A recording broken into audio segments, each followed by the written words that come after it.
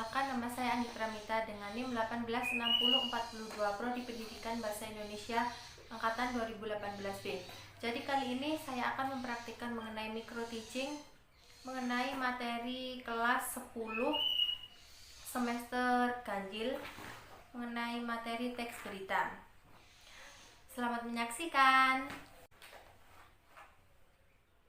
Assalamualaikum warahmatullahi wabarakatuh anak-anak. Selamat pagi. Oke, jadi kali ini sebelum proses belajar mengajar kita mulai, kita berdoa terlebih dahulu menurut keyakinan kita masing-masing. Berdoa dimulai, berdoa selesai. Oke, sebelumnya Ibu akan mengapersepsi terlebih dahulu ya.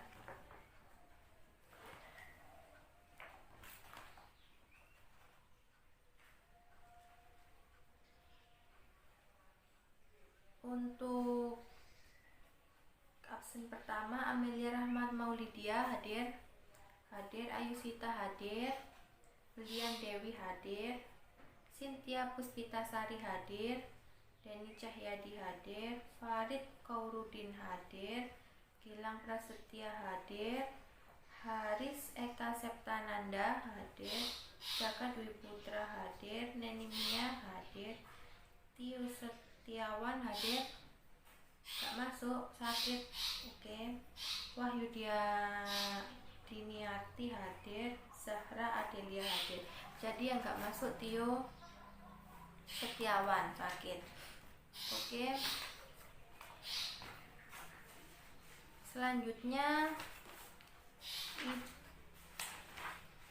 kalian tahu hari ini kita akan membahas materi mengenai apa? Ada yang tahu mungkin? Angkat tangan. Oke, ya betul. Jadi kali ini Ibu akan menjelaskan mengenai teks berita.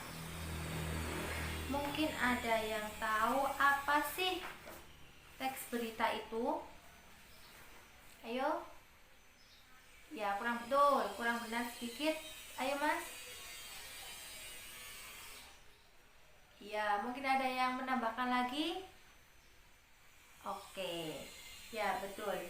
Jadi, teks berita merupakan teks yang berisi suatu peristiwa yang terjadi di dunia yang dimuat dalam berbagai media, baik media cetak, elektronik, media cetak maupun elektronik.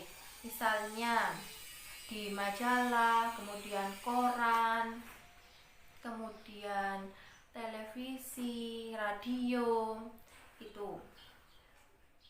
Untuk selanjutnya, berita juga bisa diartikan sebuah laporan, peristiwa, fakta, atau peristiwa yang benar-benar terjadi, atau pendapat yang disebut dengan opini, yang peristiwa ini belum terjadi atau belum tentu benar kejadian tersebut. Untuk selanjutnya yaitu syarat-syarat berita. Syarat-syarat berita ini ada beberapa macam, yaitu yang pertama, berita itu harus benar-benar terjadi, yaitu fakta. Kemudian yang kedua, terkini.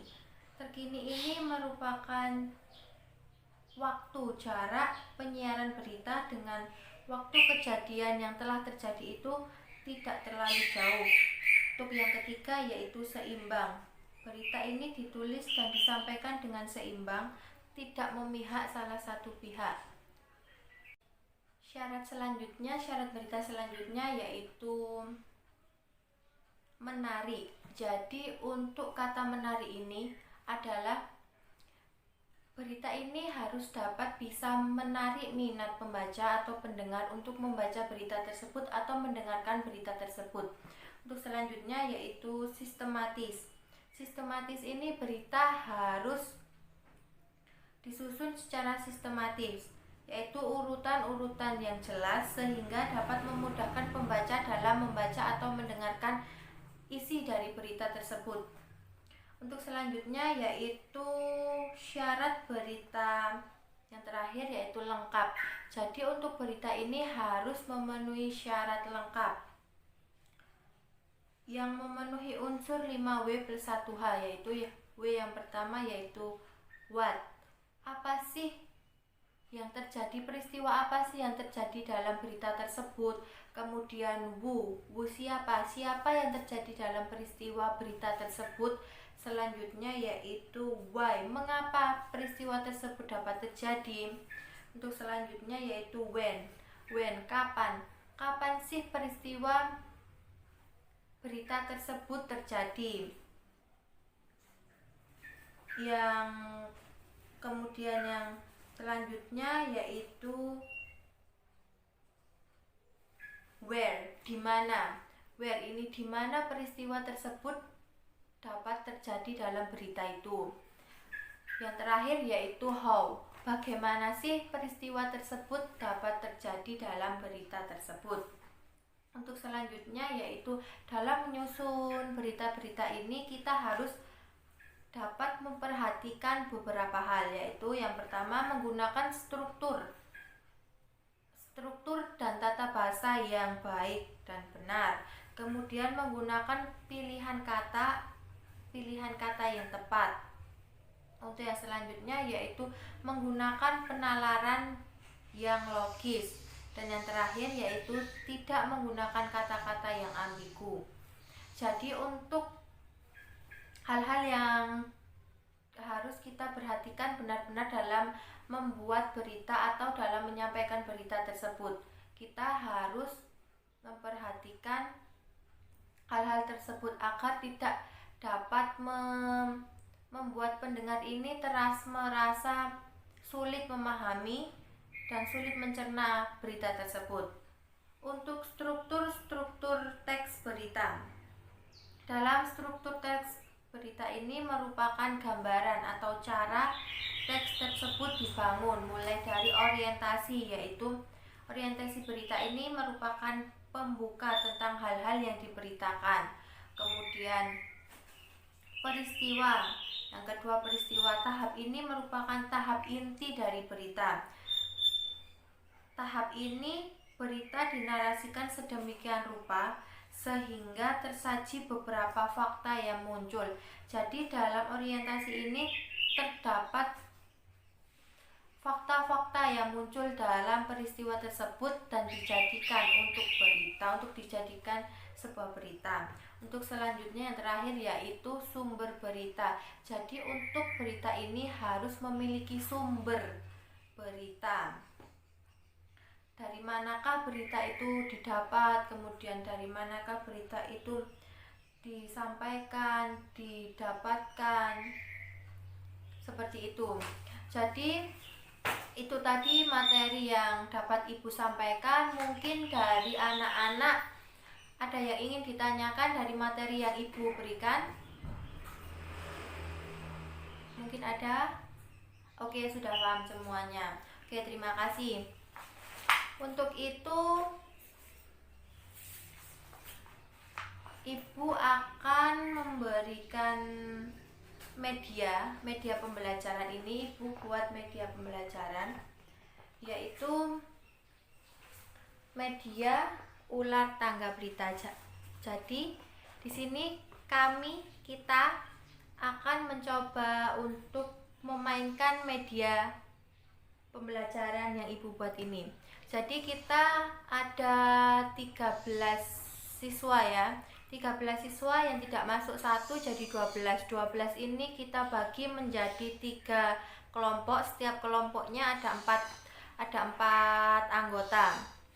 Jadi Ibu jelaskan terlebih dahulu ini bagaimana permainan dalam memainkan media ini ya. Di sini Ibu menyelipkan beberapa pertanyaan yang ada dalam tanda, misalnya ini nomor 3 ada tanda tanya. Di sini Ibu akan memberikan pertanyaan. Jika anak-anak tepat berada di nomor 3 ada tanda tanya, Ibu akan memberikan pertanyaan mengenai materi-materi yang Ibu berikan tadi, mengenai teks berita. Untuk selanjutnya yaitu misalnya ini tangga ini, tanda tangga ini misalnya di nomor 16. Jadi ketika kita tepat sasaran di nomor 16 ini, kita akan melangkah menuju lebih atas, yaitu ke angka 18. Untuk yang tanda ular ini misalnya nomor 48, jika tepat di sasaran di nomor 48, kita akan kembali ke bawah sampai di nomor 14. Jadi tidak akan melaju ke nomor selanjutnya, ke nomor misalnya ini 47 ke nomor 49, tidak. Kita akan kembali lagi ke nomor lebih kecil, yaitu nomor 14. Jadi itu permainan yang kita coba. Mungkin ada anak-anak yang ingin ditanyakan dari cara-cara yang Ibu berikan tadi. Oke, tidak.